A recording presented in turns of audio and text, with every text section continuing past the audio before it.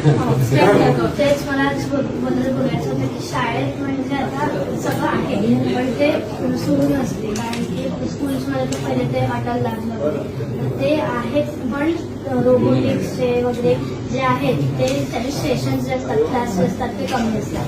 Plus स्कूल्समध्ये टीचर्सला काय असतं, specific short time असतो, त्याच्यात टीचर्सवर खूप बर्डन येते, त्याच्यामुळे स्टुडंट्सवर पण येते. तसं नको, असं वेगवेगळे इंटरॅक्टिव्ह सेशन्स वगैरे पाहिजे स्कूल्समध्ये, पण ॲटलिस्ट वीकमधून एकदा. प्लस एक माझी रिक्वेस्ट आहे की स्कॉलरशिपची एक्झाम असते ना फिफ्थमध्ये मॅथ्सची, आता मी 6th आहे, पण त्या स्कॉलरशिपच्या एक्झाममध्ये महाराष्ट्र बोर्डच्या यांना आणि गव्हर्नमेंट स्कूल्सला स्कॉलरशिप वगैरे भेटते, पण आता CBSE वाल्यांना देऊ शकतात, तर त्यांना ॲप्रिसिएशन आणि थोडीशी स्कॉलरशिप नसली तरी चालते, पण ॲटलिस्ट ॲप्रिसिएशन.